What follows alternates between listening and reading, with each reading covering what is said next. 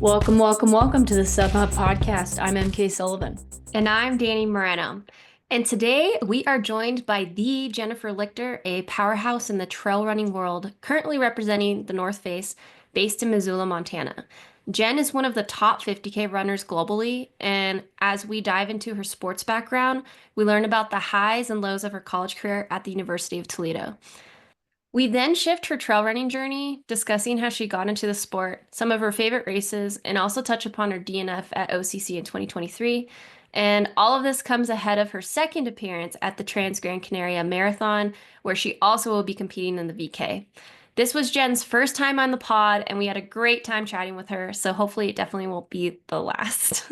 Yes, we love Jenn Lichter, and we hope that she has a wonderful race out at Trans Gran Canaria. So make sure you guys go check out any of those live streams and live results and look for her name. But before we get into this episode, if you haven't already, consider subscribing to our monthly newsletter. It'll come out in the next 10 days or so for our March edition. The link is in the bio of our Instagram. It's also on our website, which is all in the show notes here if you guys are curious. And also a huge shout out to one of our sponsors for this episode, Never Second. As you guys know, I use Never Second for Black Canyon, and I had absolutely no GI issues. GI issues seem to be kind of the theme of the day out on the Black Canyon course. But outside of some dehydration that came at my own hand, Never Second did not fail me at all. I had 75 grams of carbs an hour for sure, a couple hours in there where I added an additional caffeinated gel as well.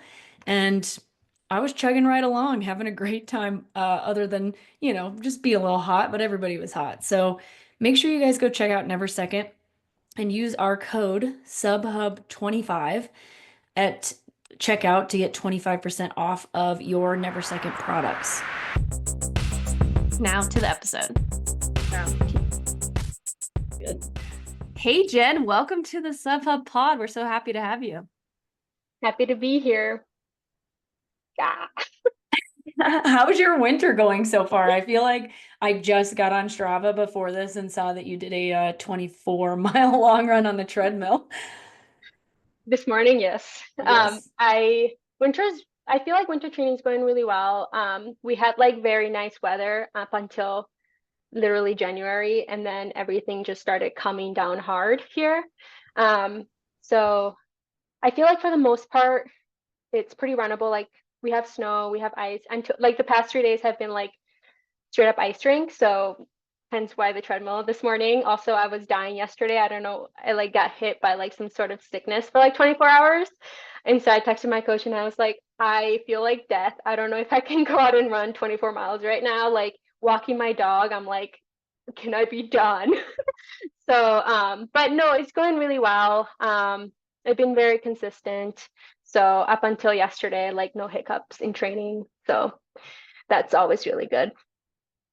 Yeah, that is really good. We've also been having kind of a weird winter here, some snow end of last year and then dry January, truly dry January. And then this last week started getting a bunch of snow again, with more snow on the horizon. So I totally understand dealing with the variance of weather throughout winter. Just rain here in Reno. So Yeah. We had freezing rain here for 24 hours. He was I was like, no, the trails, the roads, everything. So Yeah. winter. We definitely want to dive deep into training because we think that would be very interesting for our audience. And also Emkay and I just love talking training. But let's start at the beginning of little wee Jenn's life. Let's start from when you were born. No, I'm kidding. Let's start from the beginning of your trail running journey because this is your first time on the Sub Hub podcast. We have highlighted you numerous times, both on here and in the newsletter. But for those folks who are getting to know you for the first time, what's the beginning of your sports journey and then layer in, the beginning of your running journey? Yeah, so I started running in middle school. I was a basketball player up until that time. And I thought that was going to be my sport until I stopped growing and everyone just kept passing me. So I had to give up that dream and I started cross country and I hated it right off the bat. I was like, I don't understand this running thing. But yeah, I just like stuck with it. My mom was like, just stay with it for a season. Who knows? You don't have to do it ever again. But eventually, like most people's running journey, like I fell in love with it because I feel like after you put enough work, it kind of starts rewarding you. I think most people want like that quick fix when they like learn about running.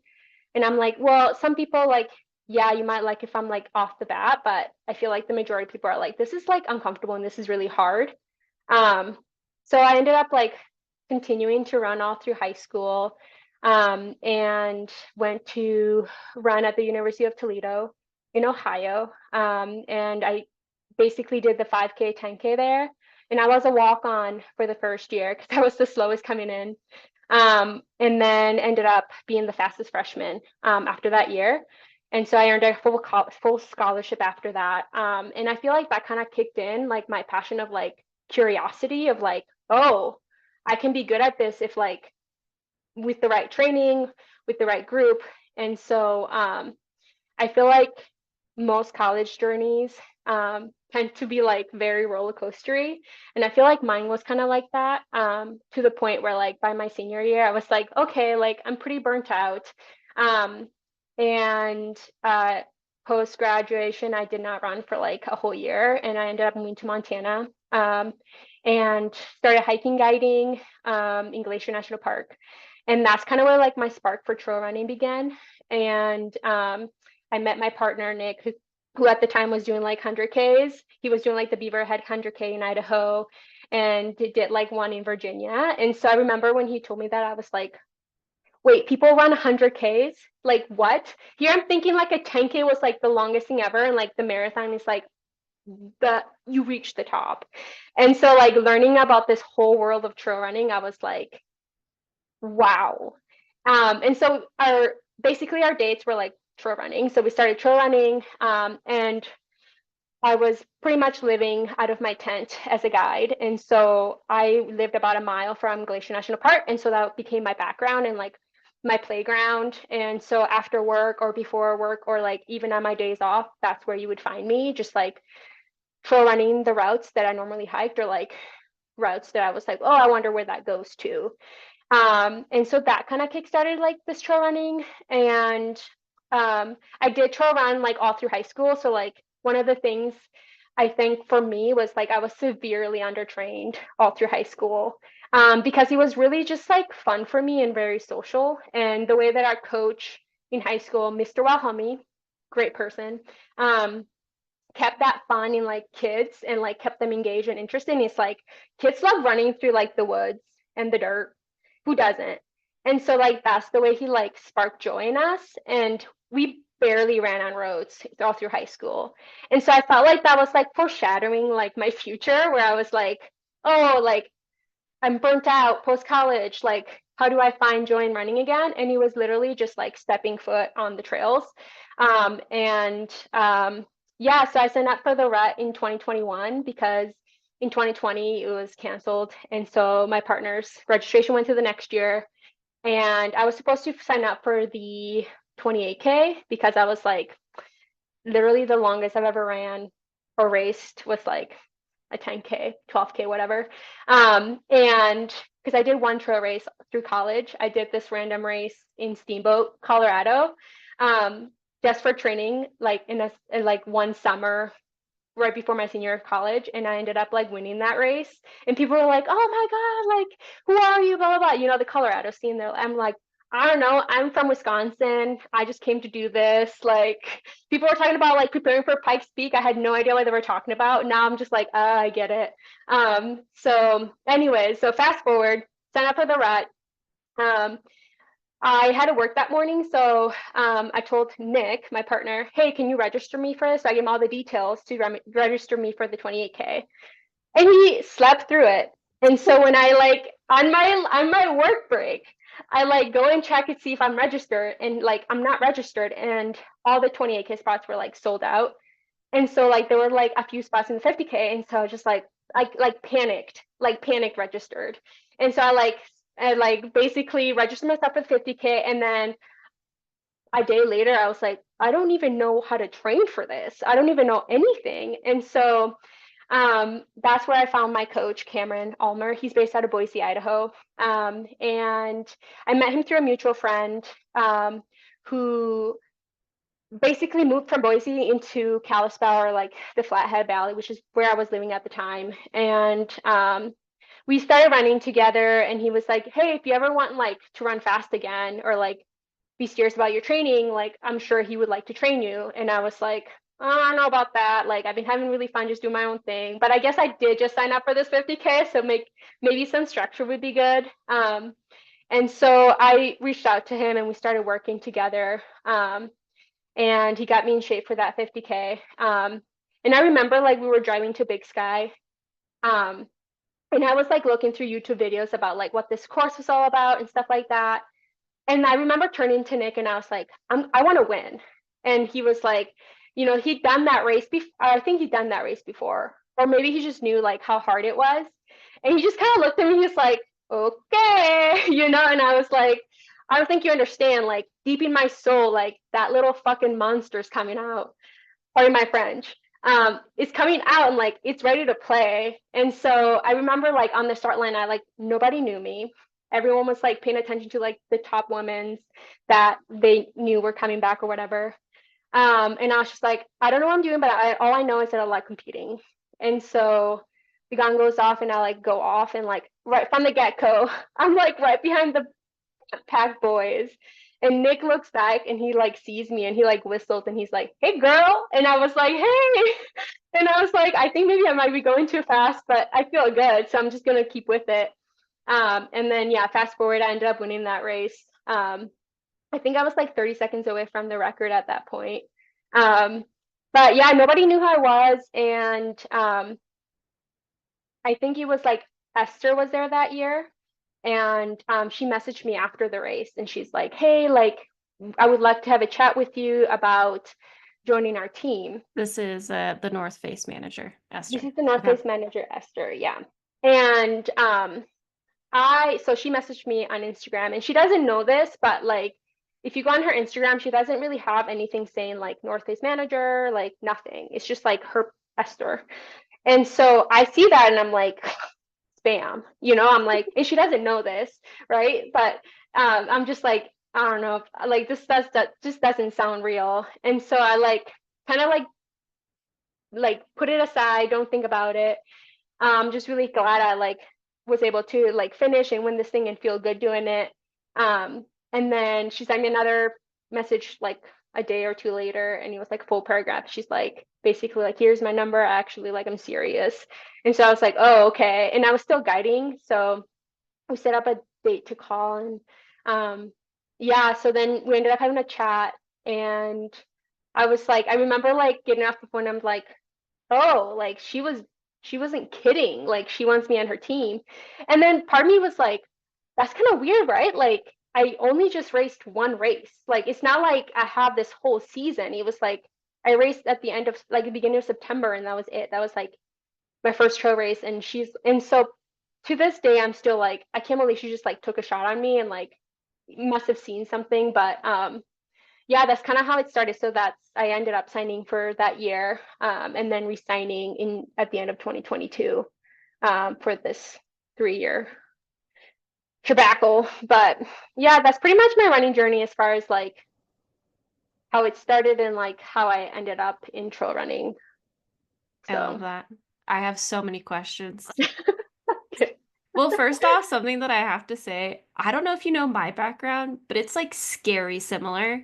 And I was just looking at your college PRs, and we are like seconds. Like our PRs, you're like the Colombian version of me or something. Like it's, or I'm the half Mexican version of you. Because it's really weird. Because I also was a guide, and that's how I found trail running. And yeah, this episode's about Jennifer, but I was just listening. I was like, I knew parts of this, but I was just kind of like dumbfounded, and also getting sponsored very early. I'm just like, this is weird. It's like they made me in the factory and they're like, not good enough. We're gonna make another one.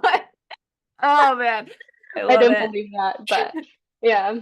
Yeah, it's pretty crazy. I want to kind of I want to back it up a little bit to the University of Toledo, because that part, like, I know that was very at the beginning, but this part is super fascinating to me.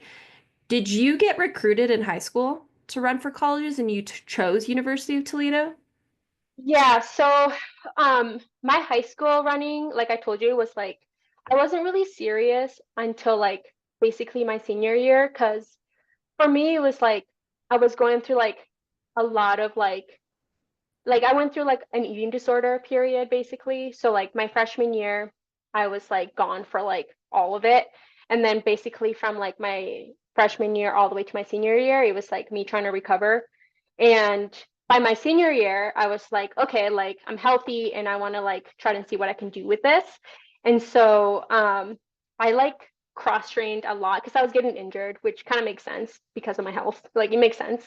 Um, and so I was like questioning on the bike a lot, and then I started running like consecutively, like, and I think that kind of like gave me a little bit of an edge because that was the year, my senior year was the year that like people started paying attention to who I was as a high schooler. Granted, like I went to Aquinas High School, which is like the tiniest little high school. It was like a private Catholic school. And so it wasn't like I was like a high school phenom, like nothing like that, you know, like I was winning my meets that, or like the meets that we were going to, by like over a minute and a half. And it was like the first year that like I was winning by a lot, and like went to state, ended up finishing runner up. And so like I think that's kind of like where people started to see potential. So a lot of the colleges that reached out to me were like D2, D3. Toledo was the only D1 school that reached out to me. And I like a challenge. And so I was like, I went and toured like the other D2, D3 schools. And I was like, I think I would be like the fastest here. And I think I would be like the one that like cared too much. Like I just got that vibe. And so I went to Toledo, and like the vibe was so different. It was like, oh, like these girls are serious about getting fast. And like these girls are serious about like wanting to be better. And I went into that school, went on a run with them, and I was like, oh, this is gonna be really painful. Like I'm definitely very slow compared to these girls, but like I want that. And so I ended up choosing Toledo. Not like it wasn't for me, it wasn't about like, oh, I want to go here because like I'm getting paid, or like getting paid to go here. Like the D2, D3 schools were offering money. Toledo was the only one that wasn't. And for me, it was like, sure, like I would have to pay, but like at the same time, like I think I would get more out of my running than if I like went to a lesser school where I felt like maybe I wouldn't grow as much as a athlete. And so I remember my dad being pissed. He's like, "What? They reached out to you, but they don't want to pay you? Like that makes no sense, Jen." And I was like, "Yeah, but they see potential, Dad. Like, come on." And so besides like my dad getting angry, I was like, I'm going to the school. Like I feel like this is like the right journey for me.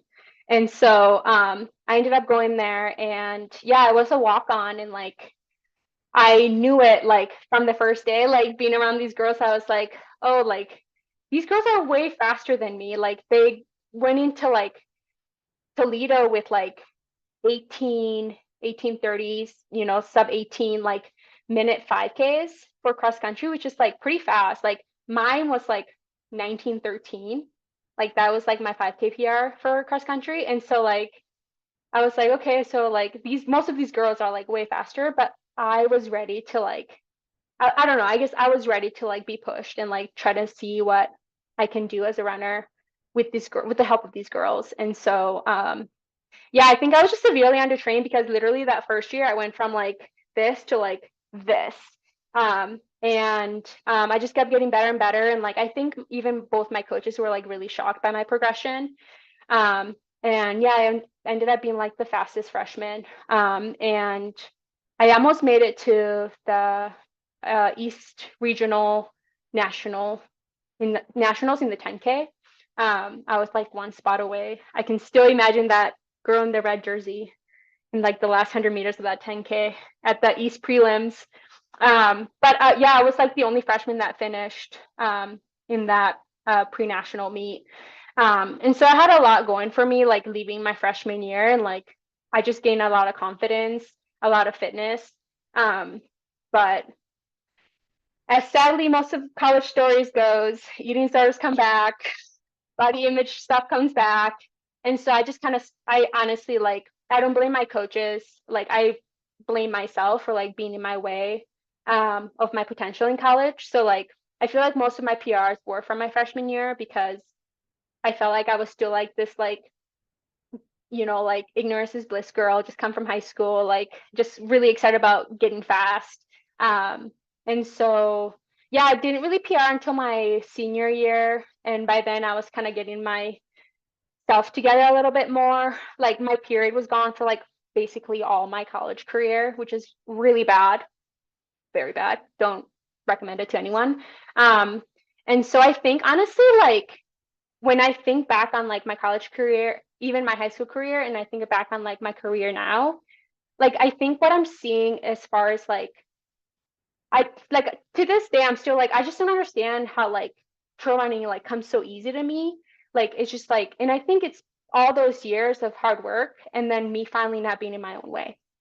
Me finally being like, hey, like stopping yourself, like wake up, like you have potential, like you don't have to look a certain way, you don't have to eat a certain way, like just it's so simple. Put one foot in front of the other, nourish yourself, and like if it's meant to be, it will be. Like things will click. And so I think for me, like I feel like trail running was my saving grace. It was like, girl, like you put so much work into your like running all these years, and now we're doing it right. And I think that's why like everything is finally clicking for you, and like why you're seeing success in a sport where like not that long you didn't know about, but because you were like able to like step back from it, take care of yourself, like see it in a different, maybe more adult and mature perspective, like I think that's why like my career has in for right now like a very hopeful, good trajectory. So Yeah. yeah, I hope And that answered your question.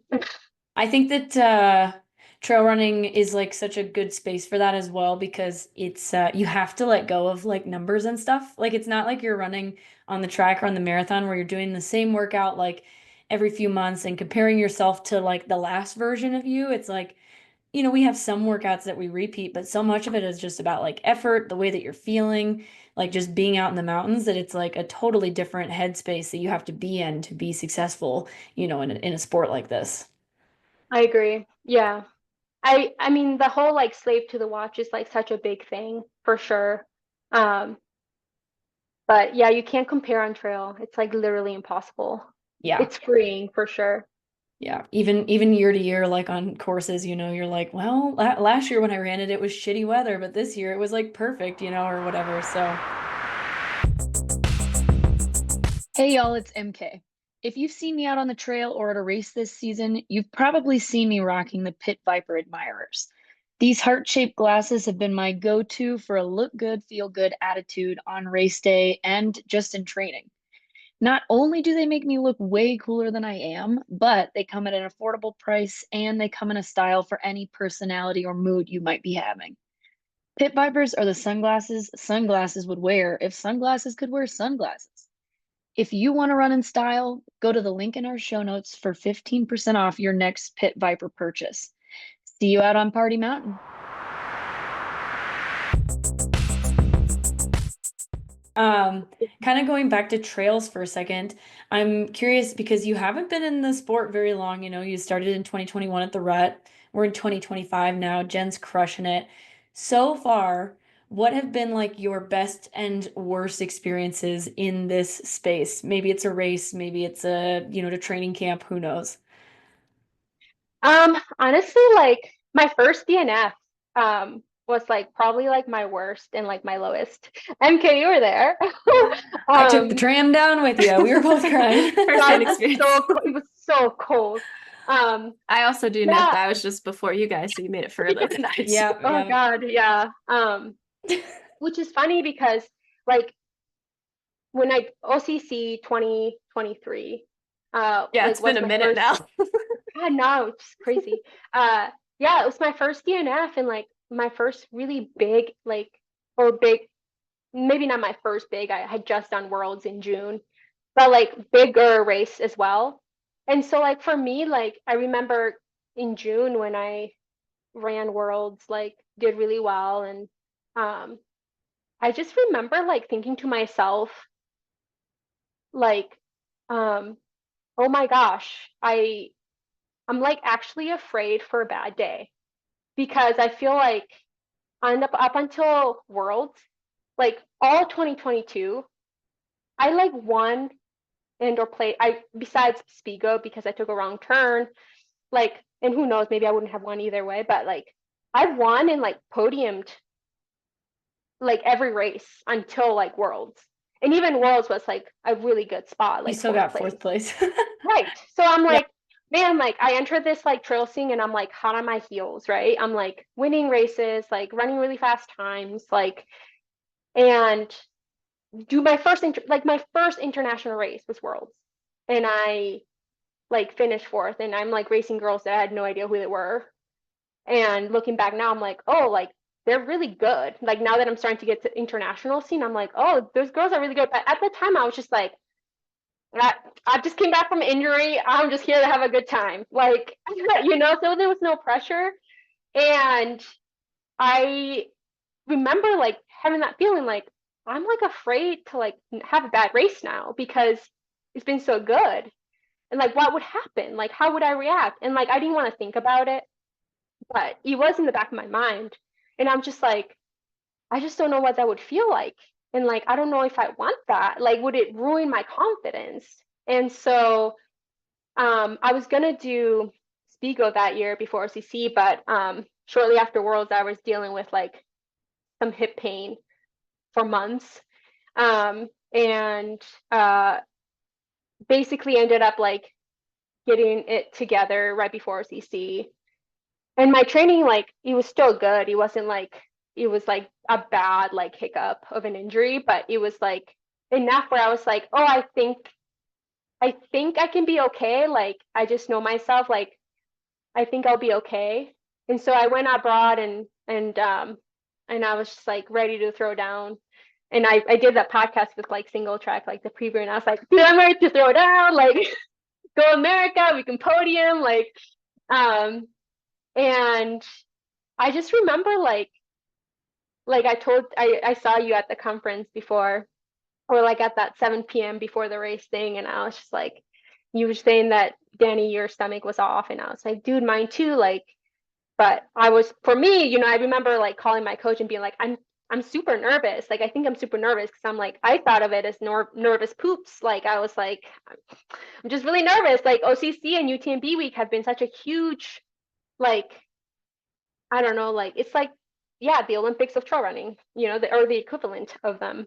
And yeah, just like from the like off the get-go, I felt really like off. And but I'm still me. I'm still gonna race. So like for the first 8 miles, I'm like up with Allie and Tony, just like grinding them to the ground. And then I'm like, they came at a certain point where I was like, I literally can't. Like, I'm literally using everything I can, and I feel like, and we're only like 6 miles into this race, and I was like, there's something off. Like, I just feel so bad. And then it just went downhill from there. Right before I dropped at, what was it that I Champillac? No, The we big were old up at the big, Col de Blanc. yeah, Col de Balm. old mom. I just like, I think I was running like 25-minute miles at that point, and like feeling so off, and like my skin was cold. I was like, how do you feel cold but feel also sweaty at the same time? Like, and I was just like, I just don't know if like this makes sense to continue. And then like as I'm walking to like just be like, I'm done, like I still have like 15, 16 miles to go. Like, A lot of miles. I was like, I was like, come on, Jenn, like put yourself together. And then I like tripped down a rock, almost went like on the side of the cliff. Heather Jackson at that point was like about to pass me, and she like stopped, and she's like, oh my God, are you okay? And I was like, no. So yeah, it was like a very, very traumatizing experience, more of the story. So, but yeah, like I think that's been the worst moment of my career, was going to this huge event, like people, like I feel like kind of knew me but kind of didn't at that point. Like, I was still very new in the trail scene, and I hadn't had a bad race. right? So like every race I've done, I felt really, really good, really on it. Like, sure, I have to get tired moments, but like I'm able to like push through them. And yeah, I like cried for like days for sure, and like try like to this day, like still don't even know like what happened or like how to like even rip that apart. So I feel like I've just I'm like that's just the wound that because it being my first experience internationally in a big trail that like I dropped out. Um, I think I just will always have that kind of scar, and I have a scar literally from that fall still. So I have like a perfect little tattoo. Um, so yeah, I would say that was like the worst. Um, Yeah, for sure. that's a rough one, especially on your Yeah. first, like after Yeah. coming off of Worlds, and people definitely knew who you were after Worlds if they didn't know you before, just from like an international stance. It's hard for me not to like kind of chuckle a little bit, not at like you telling your story, but Emkay and I have a famous podcast after OCC where we both just like kind of You know, started just crying. cried for an hour. And then after that interviewed Tony and we were like, Yeah. hi, how are you? It Because was funny because I met Tony at Worlds, and she like was injured at that point. Um, and I think it was like through Brittany Charbonneau that I met her, and she was so nice. I had no idea who she was, but she introduced herself and she's like, hey, if you're ever in Chamonix, like come and see me. And I was like, okay, sure. Um, and then seeing her on the start line and then see like her like just like absolutely crushing this race, I was like, oh, now I know who you are. Like I was like, geez. So yeah, it's crazy how things come back around. totally. Yeah. It's a big, small community. Yeah. Like, yeah, but that sounds like a hard experience. We both had firsthand seats Mhm. to that as well. That was Why that I was a, took a it's why I took a break yeah, yeah, it's hard last year. I was to, like, I need to like fully heal before going back to OCC. So 2024, I'm just gonna have to like forego like no Yeah, thing. that's me this year. I'm taking a break from UTMB week.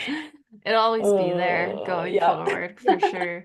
And Um, I was really stoked about Templiers, so I was like, I don't want to ruin that. Totally. Yeah. Yeah. Thanks for sharing that. Yeah, I think it's just important for people to know that it's not always perfect, even if you have like a good string of races. Um, and it's about like processing those hard days. As you said, you like took some time after OCC.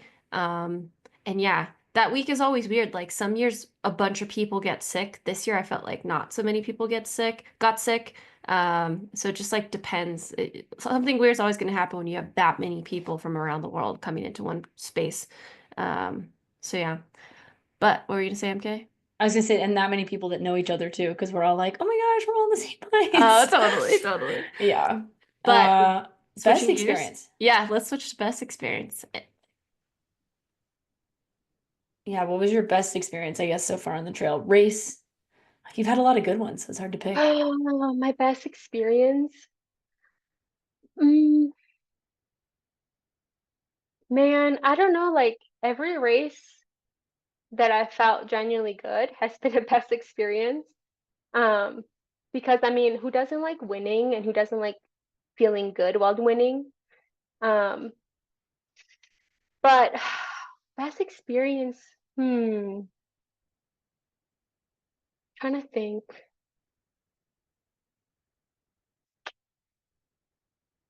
Yeah, I don't really have like a best experience, to be honest. I think like just every group race that I've finished has been like a really good experience. Like I think about like Broken Arrow in 2022, like that was such a great experience. Um, uh, Spiegel, even though going off course, like I felt so badass, honestly, like going off course and still finishing second. That was a great experience. Um, the rat always gives me a best experience because it's just like I don't know. I feel like that race just always is a really good confident booster for me. Um, Worlds was a great experience. Like that was crazy. Like finally being able to race internationally. I don't really have a best experience, to be honest. I think all of them are. Yeah. We'll take it. That's great. Yeah. Yeah. Okay, let's shift to how you get into incredible racing shape. We think training is just such an interesting part of the journey, especially for professional athletes. So let's start with like where you train, Missoula. Like, why did you pick Missoula? How does like that community push you, the pros and cons, etc.? Um, so I chose Missoula mainly because, well, first of all, Montana has been like such a huge part of like I feel like my development as like a post-collegiate like adult slash trail running journey home for me. And I lived up in Whitefish, for 3 years before moving to Missoula. And the reason we did is because we wanted definitely more of like a running community. And Whitefish is such a small town that it was more ski, biking, like rafting, like type vibe. And there are trails available like Glacier and like different national park like forests and stuff, but you had to like commit to driving to them. And Missoula was like this like city meets mountain town, and um there was more accessibility to trail, so I could literally like from my current house I can get on trail in about like a mile and a half. And that was like huge for me. It's like the accessibility. There's also like great places for just like a road rip run, like if you just want to rip a road. And I felt like the Flathead had that, um, but it didn't have as much as Missoula does. So I felt like Missoula was like the next great step for like me to like improve into like my trail running journey and like as a professional as well. And the location's great.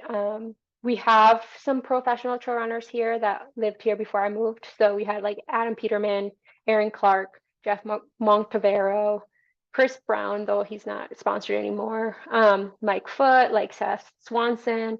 So we had like quite a bit of like pros already living here, and there were like no trail running pros in Whitefish. There was like me who I signed, and then like what, like 6 7 months later I moved, because I was just like, oh, like this actually is a very hard town to like train every day, especially in the winter.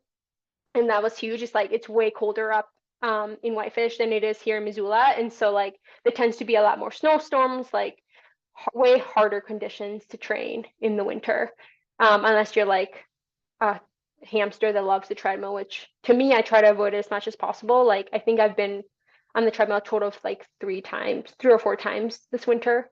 Because I would literally like last year, I remember like running a long run in like the negative weather. Froze my eyeballs off. I don't know if you guys saw that story, but on Instagram. Yeah, I feel like I'm like still like discovering and learning the places here in Missoula, especially outside. You can get so caught up in like, oh, I just want to run like this mountain because I can be there in like a 5 minute run. But there's like so many other places around that you can go if you want to experience a more of like a wilderness type of training or scene. So I don't know. I feel like Missoula was like that perfect balance of like still like small enough, not huge city, but like also like trails are accessible. There's more of a running community. There's also like a younger feel. There's more runners. There's like running clubs. So it just felt like there was more to it, which I felt like I needed. So Yeah, yeah. Missoula sounds so much like Reno to me in a lot of ways, just like being able to run right from your house, having plenty of like flat areas to, still run fast on as well. So Yeah. I totally get that. The accessibility is so key. Like in the winter for me, when I have to go to the other side of town where it's less snowy, I'm like, oh, I gotta drive like 15 minutes. That's crazy. Instead of just like running from my house. I'm so spoiled. But Yeah. um So you talked a little bit about your coach Cameron Ulmer, and how you guys got connected. I'm curious, like, because I know Cam is more of like a roads coach, a marathon coach specifically, and um, I'm just curious, like, how his guidance has shaped your approach to training as well as racing as a trail athlete. Um, I feel like we work really well together because um I'm like such a hard-minded, stubborn person, and I feel like he is not. And I feel like some coaches can have the same mindset, and so like I feel like that can clash. And so I feel like with Cameron, he's like so chill, but also like he's good about like pushing me. Um, and so I just feel like, yeah, he comes from a road, more like marathon, a longer 10K, 5K type of like training, though he does coach milers and stuff. Um, and he's definitely worked with like trail runners before. Even when I started working with him and I told him that I was like signed up for the rut, he was like, "Oh, I've had athletes race the rut." And I remember him saying like, "They told me it's really hard." And I'm just like, "I don't care, I'm still gonna win," you know? And so like, but so he's had some experience with like trail runners even before he started working with me. Um, but yeah, I feel like our training is like very unique based on like what I've seen others like being coached, even just like around in Missoula as far as trail running. Because like it's like quite simple really. Like he gives me the freedom to listen to my body as far as like, do I want this to be a trail day or do I want this to be like a road flat day? He doesn't give me specific like vert goals unless like he wants a run to be like specific. So like in a week he's not like, I want you to hit like 18 or 15 or 18,000 feet of gain this week. Like he doesn't do that. It's like he's like, okay, I'm gonna give you two workouts and then I'm gonna give you a long run. The two workouts are like obviously road or like speed or like, hills or whatever it is that that specific workout is. But then he gives me freedom in like the other like five, 4 to 5 days to choose like my effort level basically based on how I'm feeling post those workouts, post that long run. And so I feel like my Strava as far as like vert goes very much like this. um, Based on just like how my body's reacting that week to like vert and workouts and long runs. And then but like my mileage and is pretty much like this, it's very, very stable. So I really do like that.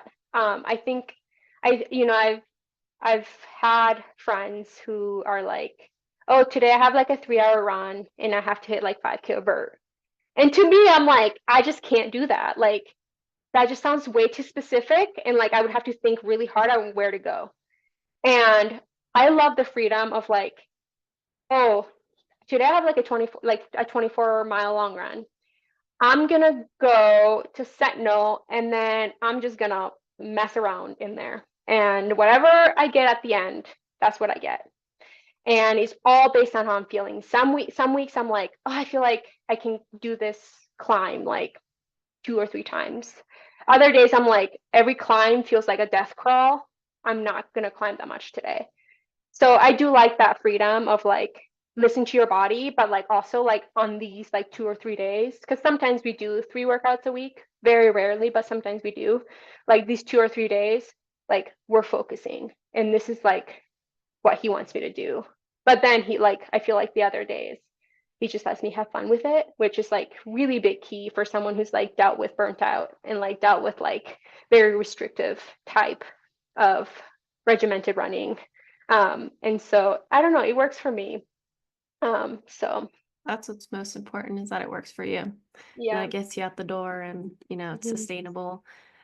Sentinel is the Sentinel. climb? Yeah. Yeah. That's like the famous climb in Missoula. So for anyone who hasn't been in Missoula, it's like their Mount Tam or what's in Boulder, like Green Mountain or something. Yeah, Yeah. something like that. Yeah. Yeah, that's the one I always see on like all y'all's Strava is Sentinel.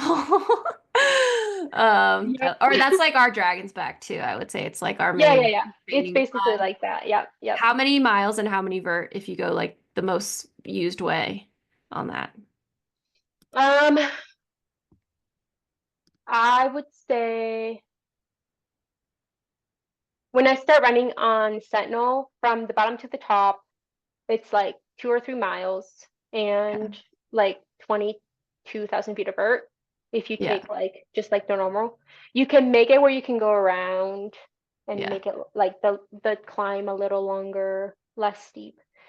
But yeah, I would say on average from like bottom to top, the most like normal I want some vert route is like 2 or 3 miles and like 2,000 Yeah. plus feet of vert. It's a good class. Um, but it's also nice because Sentinel is like straight connect. It's like connected to like another summit, which is we call University Mountain. So it's like you can do like 2 mountains in one go, That's and cool. that's like an extra 1,000 feet. So you can keep going. Like you can summit, and you're like, oh, I'm done, or like I can keep going. So it's really nice because it's not like you have to like, oh, now I'm gonna have to go back all the way down and go to a different mountain. It's like, oh no, like if I want a little extrovert, like I can just plop down to like the saddle and then hit up another a summit. So Spoken like a true trail runner. yeah, Yeah. Not everyone gets to live in places like we do, so it's yeah, it's pretty yeah, I it's nice. fun to know. learn about these. There's a joke in Missoula. There's a joke in Missoula that like any time of day, anyone from Missoula can look up at Sentinel and see someone on it. That's Like cool. there's been Yeah. times where like I'll be downtown, it's like 10 p.m. or something, and You you see a look little up and headlamp. there's like a little headlamp at the summit. Yeah. I It's love so it. funny. And like people have said the same thing at like 3 or 4 a.m. Wow. So I yeah, believe there's it. like I believe best it. joke. Yeah. Yeah. All right. So when it comes to like holistically the training picture for you, because if y'all don't know, Jenn is a very, very versatile athlete. She's like one of these athletes that MK and I regularly promote that like this next gen of trail runners, like it's almost like unavoidable because there's a few exceptions that like you also need to be quite fast on the roads. And so, for example, Jen ran 33:13 this past summer, while also training on the trails, which is ridiculously fast. And so, with that, like taking your coach's background and what you have available, like what does a typical training day or training week look like for you? Like, how many of those days are you on the trail and how many of those days on your road? Let's just assume like it's pretty good weather and you're not like dealing with snowstorms and stuff like that. Yeah, so basically like um Mondays are always easy. Besides today, like MK, she's like, you ran 24 miles this morning. It's because I was sick yesterday, so I just pushed my long run. But most Mondays are very, very easy. So anywhere from like 4 to 6 miles on road. Um, I 90% of the time Mondays are like road for me because I feel like I recover better on road at an easy pace than I recover on trail at an easy pace. Because I feel like whether you are taking it easy climbing or not, like you're still going to work harder than if you were just like running on road. So, so my Mondays are really, really easy. Tuesdays are another easy day, but bigger mileage. So like, are we talking like peak training or like are we talking like off-season training? So this is very important. Let's pretend like you're about to race, within like the next like month or two. Okay. Um, Tuesdays are like 10 in the morning. That's usually trail because I'll start to get some vert for that week. And then sometimes a double in the evening. And that doubles are very funny because like I really do base them off on how I'm feeling based on like that first run. So sometimes I'll go back to the trail, sometimes I'll just do road for doubles. Um, So let's just say I do road because I'm really tired from like climbing 3,000 feet that morning or something. Wednesdays are my workout days. And my coach is notorious for like speed work for workouts. So let's like last Wednesday, for example, I had 2x4 miles at like a tempo pace. And then we do like half mile in between, and then I do some hill sprints afterwards. That run normally ranges on average between like 13 to 16 miles for the whole workout. And then that evening, because I did speed on road and stuff, I'll go back to a trailhead. So most Wednesdays when I do speed work in the morning, I do some vert in the evening. Very easy, like just feel good climbing on tire legs, like practice on that, because I really do think it's important to like practice climbing on tire legs after like speed and stuff. And then so Wednesdays are like really, really like bigger days for me. Like sometimes I even like last week I did like total of 22, 23 miles that day. And then Thursdays are like medium, so like 10 to 12 miles.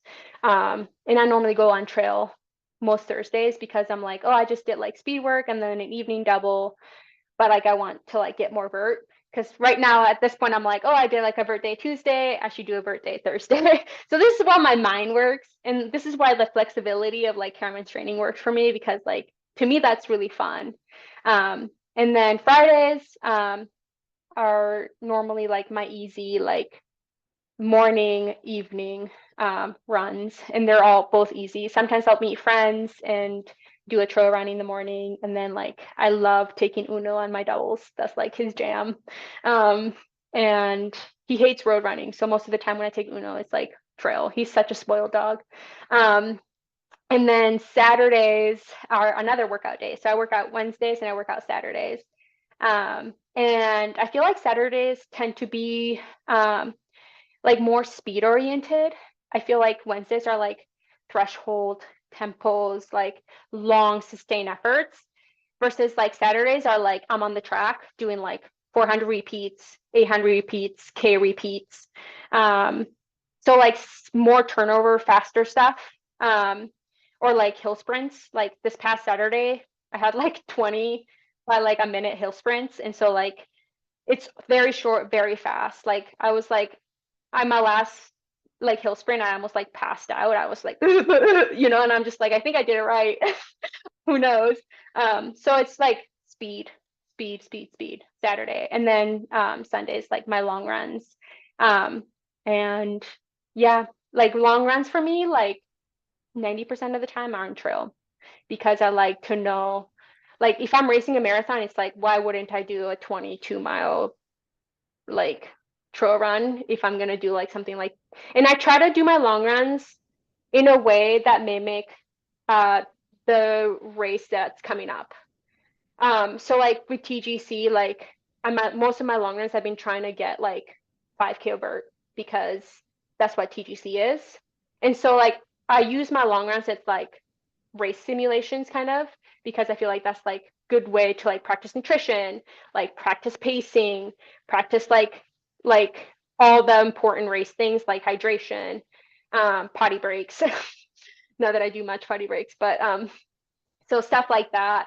Like even like before CC or like Marathon du Mont Blanc, like I was doing runs with like 7,000 to 8,000 feet of vert. So I feel like long runs is where like I do my specificity work. If I said that right. Specific, and really where I like try to nail down like my racing mindset, like my racing everything. So that's what a typical day looks like, or a week.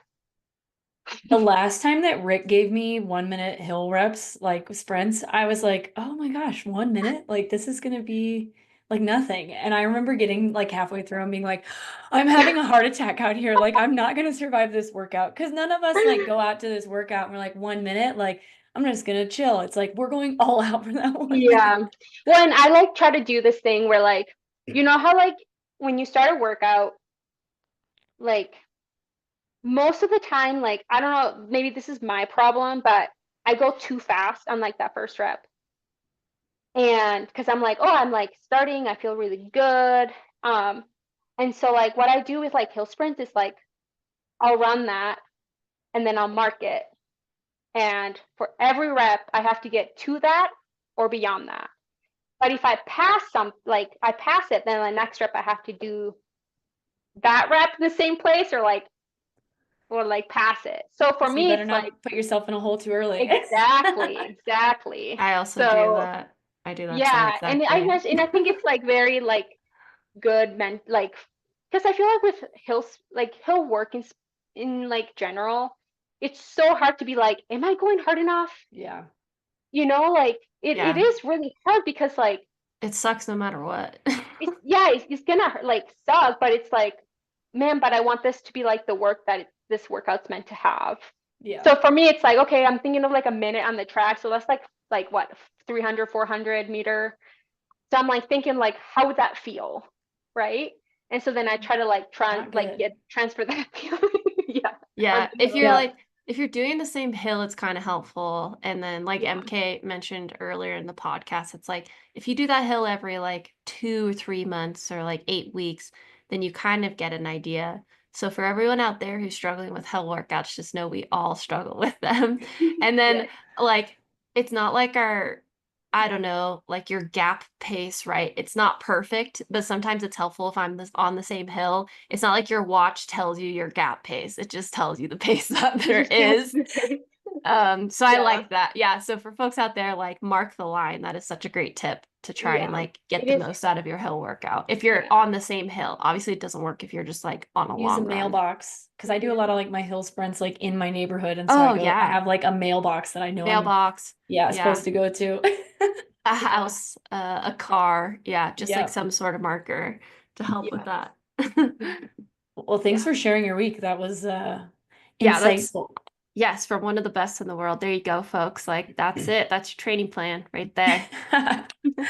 But maybe be careful if you don't have as much background as Jen does. Yeah, exactly. Coach MK, keep me in Don't get check. injured. Yeah.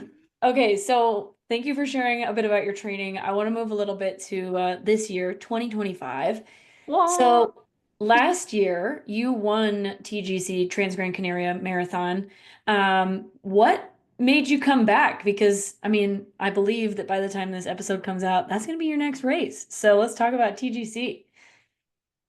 So it is, so one of the reasons I'm going back, it's because I just think it's like in general, like a really good season opener race because, just like the type of race that it is, it's not like super verty where like you have to be worried about running a lot of vert in the snow. And it also like road work transfers really, really well onto that race. And I feel like through the winter, that's like what the majority of people are doing is like road work because of like the snow. So it's a great season opener. It also takes you out of like your winter blues, you could say. Um, it's in an island, it's warm. And also I just really, really enjoyed the race in general. And when I think about going back, I'm like excited because of just like how unique the race is. Um, Mainly because the island like changes so much throughout the race. Like it is crazy. You're like on Alpine and then you're like on like this rock cliffs that look like Zion National Park, and then you're like in the desert where it's like hot and the sun's beating down on you, and then you're like on a dry riverbed, and then you're like into the city on a Palm Beach. And so it's just like very like you're kind of like entertained through that entire race. It's not like you're seeing the same thing over and over again. And also it's like a newly North Face sponsor race. And so I feel like the past years, like I would go to like Lake Sonoma because it's like a good season opener as well. And like, but I think North Face dropped that a few years, like 2 years ago or something. And It's so Tarek's race now. yeah, sure. Nice. Now I will be there this year because it's a Tarek's race. um, so yeah, so and North Face likes to have like their athletes at their sponsor races. So that's kind of also an incentive for me. It's like, oh, like because it's a North Face sponsor race, like they take really, really good care of you. Like you feel very much like a freaking like movie star. So Well, and It's you super. guys, I was gonna say, Sorry. you guys do like team camp-ish afterwards too, like for people that are there, right? yeah, Yeah. yeah. Yeah, that's super cool. Double hitter and like just knock it Mhm. all out. Yeah, TGC has been one of the ones that's been on my list for years. Yeah, I agree. It's like such a great season opener, and to Mhm. like be in somewhere that is winter and then go to this island also just seems dreamy. So nice. Yeah, It's it so just has nice. to like Like, fit into your whole year of like, I right. think it's hard if like say you were doing Transvolcán and you're like, well, I'm gonna be back there in a couple months. Why would I go back? You know? Yeah. Yeah. Yeah. I Well, if you're in agree. America. Yeah, if you're in America, it's just like a lot. I almost did that this year and then changed my mind because I was just like, that's gonna be really hard. And also Such long travel. Transvolcania is like it's like a haul. It's I like think I 30 looked, hours or it's something. like And from 44 Missoula, hours. yeah, for you, Like it's probably way 40, worse. like 44 hours. I was What? like, So is yeah. it for easier to go to Gran Canaria than It's La easier to go Palma? to TGC than Transvolcania. How is that? Transvolcania, That's because it's crazy. like way further, it's like the smallest island, like the last island. Um, Oh, so you can like fly there, but it takes you like 44 hours. Or you can like fly to TGC, like Gran Canaria Island, take a gotcha. ferry, which is like 7 or 8 hours. I What? looked all I did into not it. realize. I Yeah, looked that's all into it, crazy. and I'm just like, I just don't know if I can do that to myself. Yeah. So, I feel It's like a if but you're an yeah. risk. yeah, it's a risk. I feel like if you're American, like if go as early as possible because that And sounds like brutal. one That's of like the going to Thailand or longer, right? yeah, Yeah, Yeah. yeah, longer. yeah. One of my sayings that I hold dear in my head that my college coach always said is tire bodies get injured. And I feel like when traveling just like beats me. Like I'm one of those people, I don't know if I'm just like the older I get, the wimpier I get, but I it's was just gonna like say, don't worry, it gets worse. It gets just worse, yeah.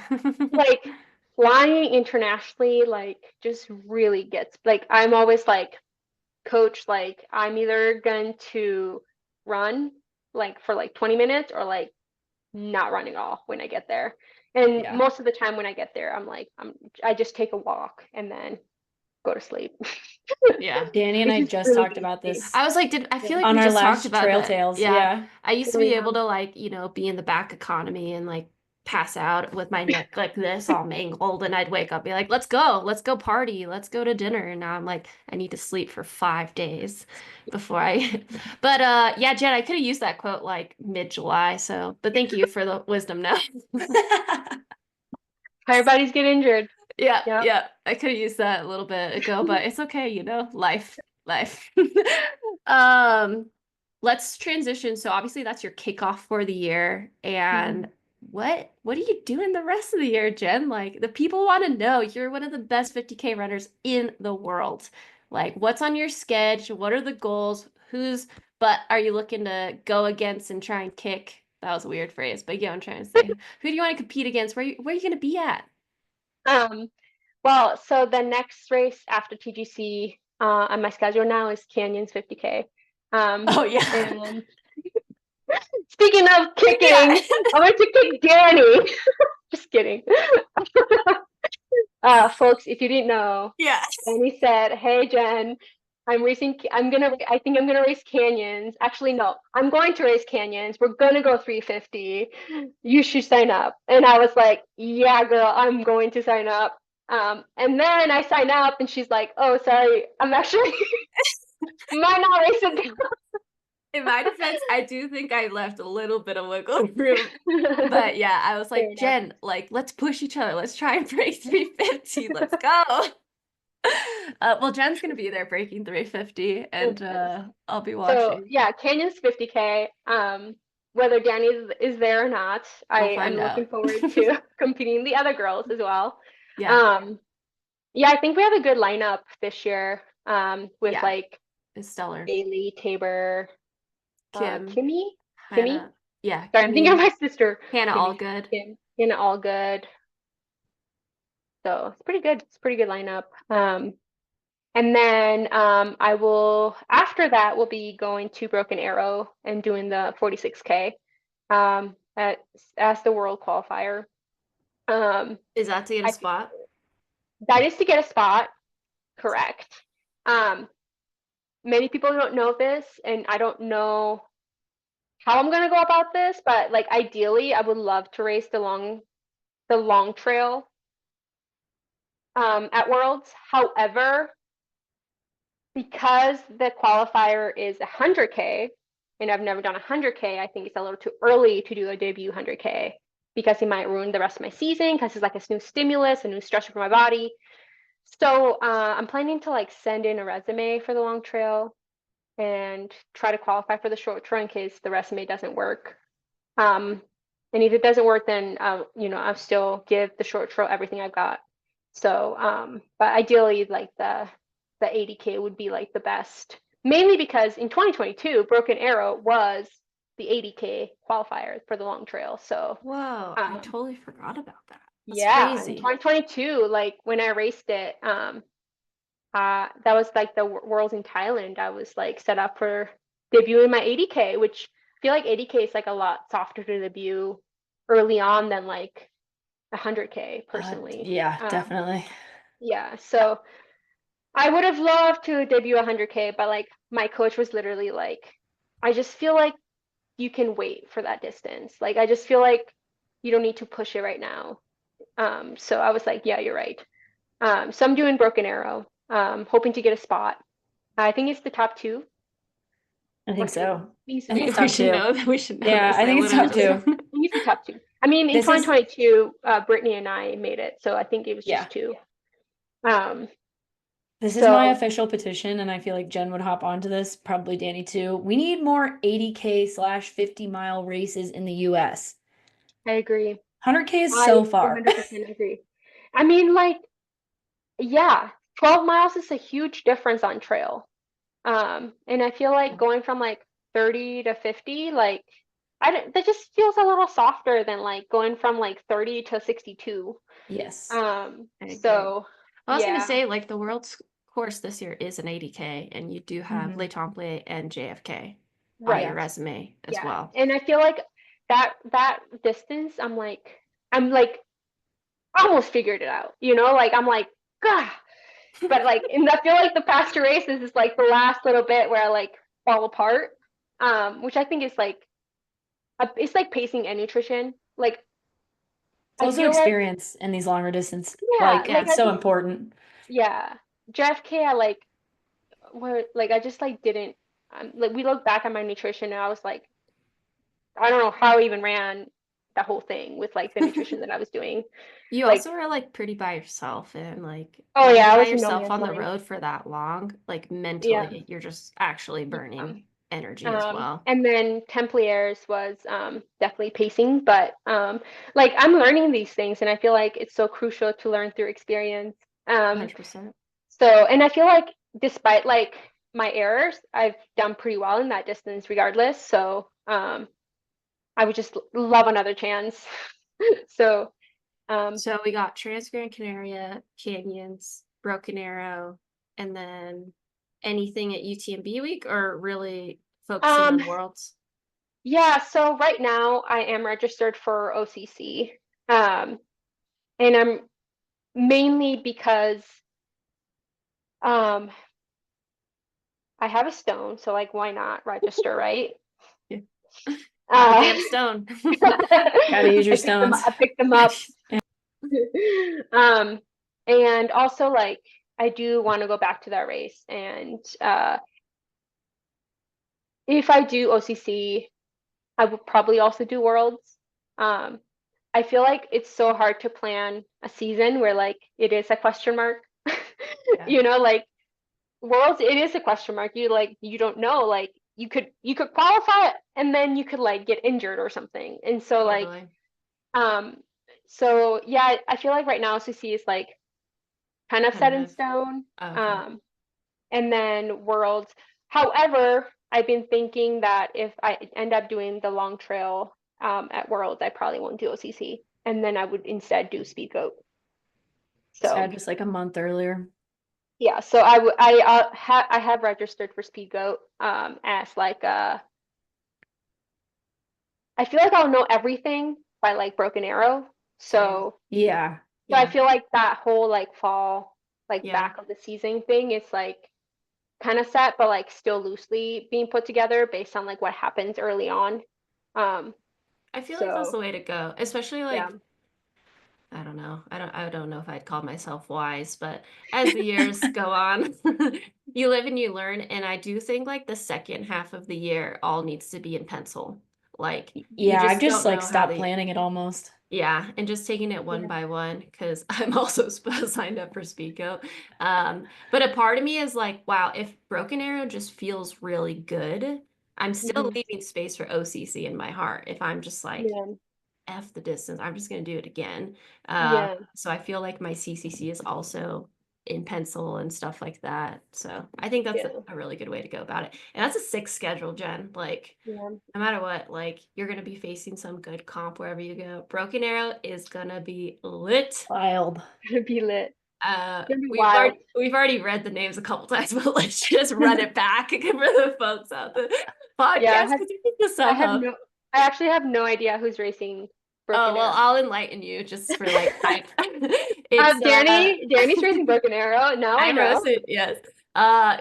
This is who signed up. Okay, so obviously in pencil, but we gotta hype this up. We have Grayson Murphy, Ashley Brossovan, the Jennifer Lichter, myself, Helemino Faulkner, Kimber Maddox, Casey Ensman, Bailey Kowalczyk, Claire Rhodes, Tabor Hemming, Addie Bracey, Jessica Brazo, Sam Lewis, Hillary Allen, Amanda Basham, Robin Lesh. Those are the names I see at the top, and Wait. Grayson Murphy for the she 42. signed up for all of them right now. So I'm Wow. I'm Okay, that's the thinking, only shocker for me in there. But the other girl is wow. yeah, I That's a feel like long list. it's like we're missing it. There's just a couple names missing where I would say like this is all of the best women 50K mountain runners, like 50K-ish distance Wow. in Yeah. the US. The first names that come to mind are Emkay and Rachel Drake. Like if they are also on the list, then I'd be like, this is the most stacked American list I've seen ever, probably. Yeah. And I'm sure I'm missing a couple others, but those ones are just top of mind right now. Yeah, it's gonna be a good race. I'm stoked for a Kimber Totally. comeback. Me too. Big Kimber Yeah. fans. Yeah, I had no idea she was like that injured at Worlds, to be Yeah, honest. Yeah. poor thing. Yeah. I But she still came out for the team. yeah. I was just like I had no idea. Like Yeah. that's wild. Yeah. She's awesome though. Well, Yeah. yeah, that's a Now she's back. great calendar. I think it's very smart to leave the second half of the year kind of like maybe Worlds, maybe not Worlds, maybe OCC. We'll see what happens. Yeah, no, Yeah. I think especially the older we get, like trying to plan, especially because most of us are starting to race in like February, planning from February to November is insane. Yeah. Yeah. Yeah, I So, haven't even like thought of post August too. I'm just yeah, like, we'll see no, where the wind blows. I'm like barely even thinking past this weekend, which when we're recording this, I'm That's racing Black smart. Canyon in like Yeah, that's 4 days. smart. So, Yeah, you need to be focused on that. Let's not yeah. worry about all this jibber jabber. Jibber jabber. Well, I guess so to kind of close it out, recently, Jenn has been content creation Content creator. queen over here. Like what made you decide to start a YouTube channel and what kind of content can your fans expect? And also quickly, like as someone who's been a lot on the bike, I've seen all your episodes, so thank you. Perfect. Um, so I actually started my YouTube in 2023.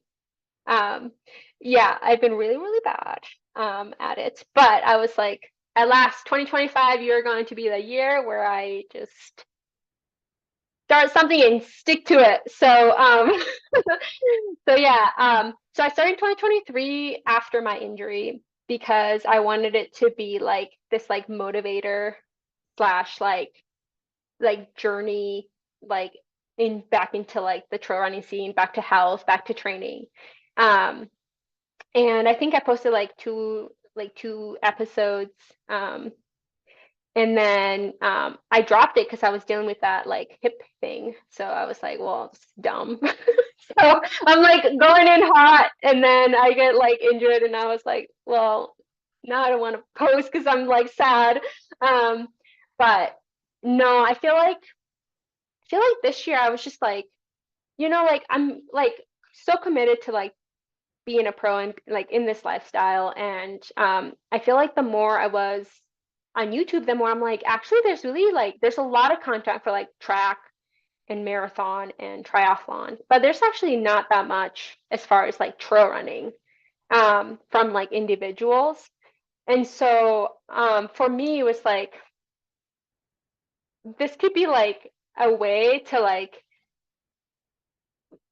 do it for me, but like do it for the fans as well. So like for me, it's like really fun to look back over the coming years and be like, wow, like this, because I feel like training and like everything changes throughout the years. And like I'm sure when I enter like the 100K distance or like the 100-mile distance, like that training's gonna look so different, right? And so for me, it's like seeing that progression of my trail and running journey throughout the years, I think it's going to be really cool to like look back on. And even for like people who are genuinely curious about like, what do you guys do like on a day basis? Like, what are some of your essentials? What are some of your training tips? What are your like non-negotiables? And so, yeah, I feel like as far as my YouTube video, it's like I want people to like see a little bit into like my lifestyle, my training, my racing, like because I'm, like my racing recaps, like what was I thinking? What do you think I like? What like maybe I like mess up in a race? Like what are my thoughts on that? So like I don't know. I guess I want to be more like transparent to like my fans, um, and just be like, hey, like this is me, and like we have a lot of like Instagram and posts and stuff, but like I want you to see like me actually like saying this to you like this.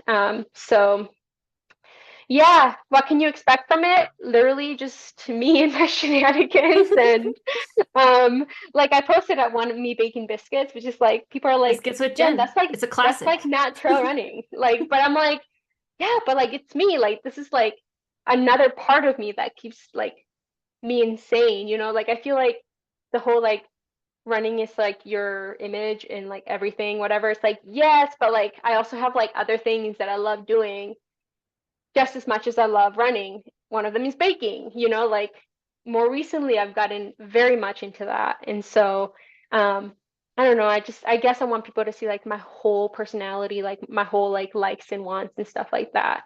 So yeah, I have a future planned out where I'm like still filming this like YouTube video, but like I have like a farm with like goats and pigs and stuff. I was And literally just about to say, like, when is Homestead Jen gonna come out? Because I know she's in there.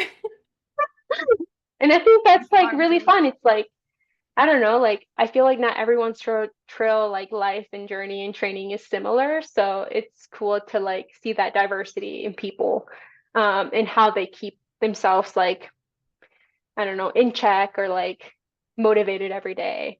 Because Yeah.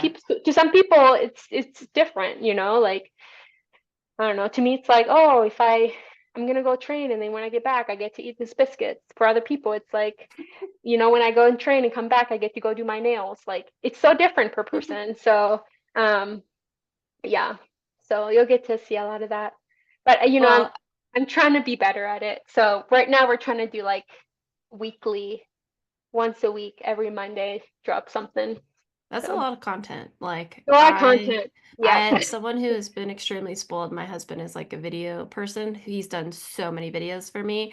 Like I have thought about like doing YouTube. I'm like, man, that's too much work. But as With the someone who also podcast, I don't know how we yeah. would do it. Oh no, yeah, it's too much, too much. This is already a lot of work. But as someone who has spent a lot of time watching YouTube in the last couple of months, more than I have in previous years, like I agree, there's not a lot of pro trail running content. And so I'm like, I watch the Hemmings, I watch you, I watch the Roche, like David's new thing, and I'm like, all right, now I'll watch Netflix. And then I've like actually texted Ryan Throw. I'm like, thank you for making free trail videos because I've watched all of them like 20 times because there's no other content out there. Single Track now has some stuff, but Yeah, it's really cool. And as someone who also both MK and I like have the pleasure of knowing you also on a personal level, it is cool to see like your personality come out in YouTube. Like y'all, Jen is a silly girl. Like you make me laugh. Which does it's hard to like show that in Instagram all the time, right? Because I agree, like people want to know like what was your latest race result? How'd you feel about that, you know? So yeah, Yeah. really awesome and cool thing you're doing with the YouTube content. Thank Keep at you. it. Thank you. If anyone has anything they wanted to see in particular, please, please comment and let me know. So, yeah. Well, Um, I do request a Uno point of view camera, like on one of your doubles. Uno's so cute. Like I love the little Uno cameos. But yeah, if you put like a little GoPro on him following you, that'd be oh, yeah, I would do yeah. that My actually. That's favorite, pretty sorry, good. I'm just ranting now, but Yeah, like no, it's okay. I've watched a lot of YouTube lately, but Ali Ostrander, the video where her dog is like racing after the car. Have you guys seen Uh-huh. this? Like it's No. No. one of my favorite videos of all time. It's like her half mix dachshund and her mom like puts a hot dog out of the back of the car and they time how fast her dog can run and it breaks 5 minutes in the mile. And it's like a wiener dog. It's Yeah, crazy. Georgie. Yeah, it's crazy. That's So yeah, amazing. Uno like FKT and Sentinel or something like that I with should you. do that. Actually, no, he should it's the downhill for him. The He downhill. drags a little bit on the uphill and then on the downhill, he's like, later, mom. Yeah. Oh yeah, he's like, yeah. And then sometimes he'll like stop and actually wait for me, and just the look on his face is like, come Hurry up. on. Yeah. Yeah, like you're spoiling the fun. Yeah. So yeah. No, I completely understand. My dogs think I'm incredibly slow. So, especially Murphy. Like, and I always get those people on the trail who is like, "Oh, look who's winning the race." I'm like, "Yeah, I get it. My dog's faster than me. Yeah. Thank you." Murphy is a literal machine though. Yeah. He's like lungs and Uh-huh. legs. He can go forever. Bodhi like tries to keep up with Murphy and then after like probably an hour he's dragging and I'm like, "Oh yeah, well maybe you should have just run my pace." So I totally get it. But thank you so much for joining us. This has been fun and I know the three of us could keep talking because we Yeah. talked for 30 minutes before we even started recording too. So yeah, thank you. Oh yeah, anytime. My pleasure. When you guys messaged me, I was literally like, Nick, they want me on their podcast. Well, this will not be the last time. But yes, Uh, thanks for joining us. I know I feel like we could just it's like basically a discussion at this point or just a normal chat. Well, y'all, we will plug Jen's social channels into the show notes. Her YouTube is at JL Runs and her Instagram is at Jennifer Lichter. And catch her at Trans Gran Canaria kicking off her season this weekend. This has been the Sub Hub Podcast, brought to you by Free Trail.